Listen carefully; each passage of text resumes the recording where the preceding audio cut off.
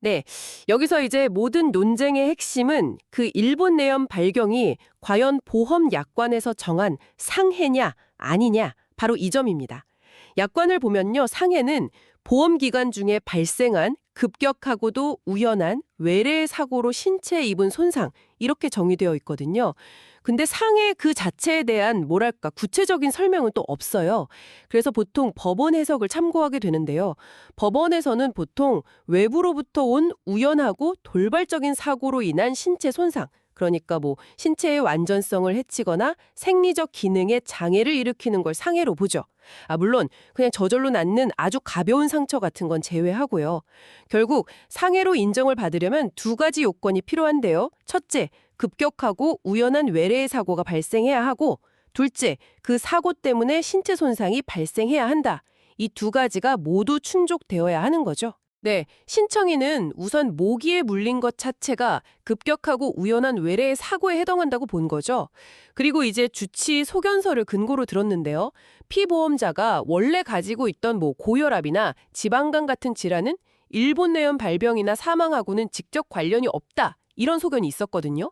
그러니까 이건 몸 안의 문제, 즉 내재적 요인이 아니라 순전히 외부 요인, 그러니까 모기 때문에 발생한 상해다. 이렇게 주장한 겁니다. 네, 보험사는 좀 다른 각도에서 접근했습니다. 그 일본 내염 바이러스에 감염이 된다고 해도요, 실제로 뇌염 증상까지 나타나는 경우는 감염자 중에 극소수, 약 0.4% 정도라는 거예요.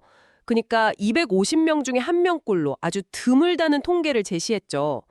이건 결국 바이러스가 침투한 후에 뇌염으로 발병하느냐 마느냐는 개인의 면역력이나 건강 상태 같은 거, 즉 내재적 요인이 크게 작용하기 때문에 순전히 외부 사고만으로 발생한 상해라고 보기는 어렵다. 이런 논리였습니다. 네, 맞습니다. 위원회도 모기 물림 그 자체는 갑작스럽고 예측 불가능하고 또 외부 요인에 의한 사고라는 점은 인정을 했습니다. 하지만 중요한 건 그 다음인데요. 모기에 물린 부위가 좀 가렵거나 단순히 바이러스가 몸 안에 들어온 것만으로는 이게 뭐 특별한 치료 없이도 자연적으로 치유되는 경우가 대부분이지 않습니까? 그래서 그것만으로는 신체 기능에 어떤 심각한 장애를 일으키는 손상, 즉 상해로 보기는 좀 어렵다고 판단했습니다.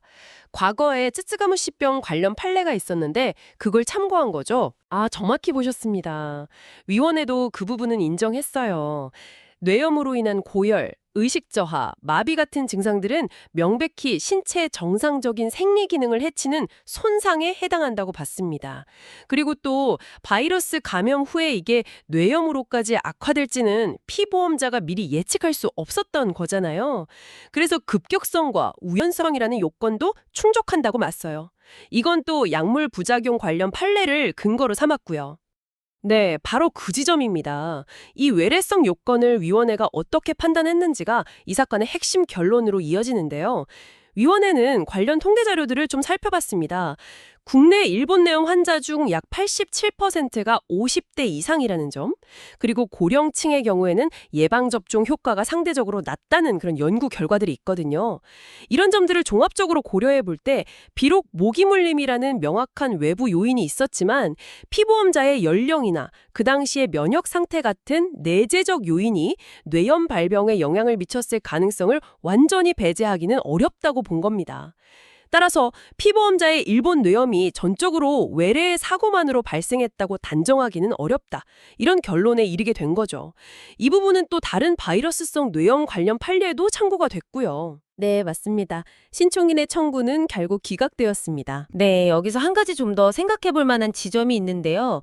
만약에 이번 사례와는 좀 다르게 우리나라에서는 거의 발견되지 않는 아주 특수한 곤충에 물려서 희귀 감염병에 걸렸다면 어땠을까요? 그러니까 감염 경로 자체가 굉장히 이례적이라면 이건 일상적이지 않은 외부 요인으로 볼 수 있지 않을까. 그래서 외래성이 더 강하게 인정될 여지는 없을까? 뭐 이런 생각을 해볼 수 있겠죠. 이처럼 감염 경로의 어떤 특수성이 사고 인정에 또 어떤 영향을 미칠 수 있을지, 앞으로 비슷한 사례들이 나왔을 때 어떻게 다루어질지 한번 지켜보는 것도 흥미로운 관전 포인트가 될 것 같습니다.